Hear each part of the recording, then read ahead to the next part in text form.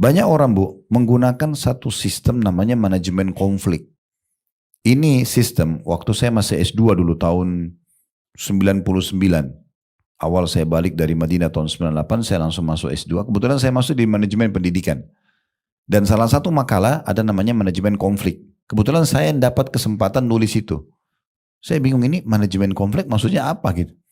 Apalagi saya dari jurusan agama pindah tiba-tiba ke manajemen. Tapi saya ingin tahu, masa sih kita nggak bisa belajar itu dalam bahasa Indonesia? Saya tumbuh besar di negara Arab, bisa dalam bahasa Arab, bisa nguasain, masa bahasa Indonesia nggak bisa? Terus saya coba pelajari dari banyak referensi, ya. Ternyata ini dibuat oleh beberapa pakar ekonomi di Amerika. Di ekonomi ya, mereka tulis namanya manajemen konflik. Saya susun referensinya banyak. Sebabnya karena mereka punya prinsip kalau tidak ada permasalahan berarti tidak sehat perusahaan itu. Itu namanya manajemen konflik.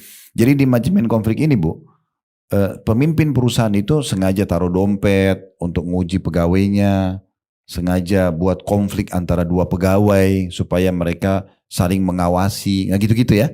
Itu namanya manajemen konflik. Tahu nggak? Ini manajemen gagal di Amerika.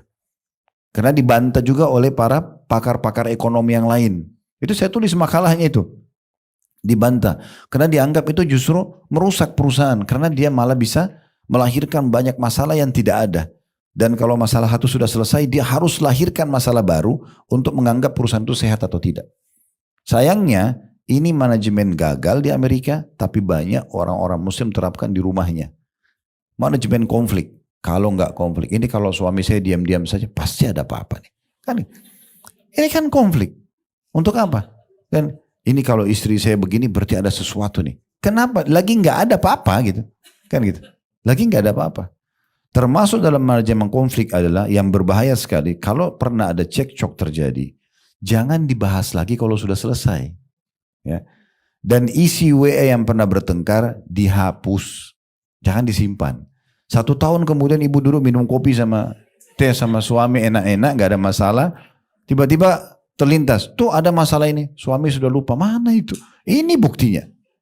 1 tahun yang lalu. Masih, kenapa ibu simpan? Untuk data. Data apa?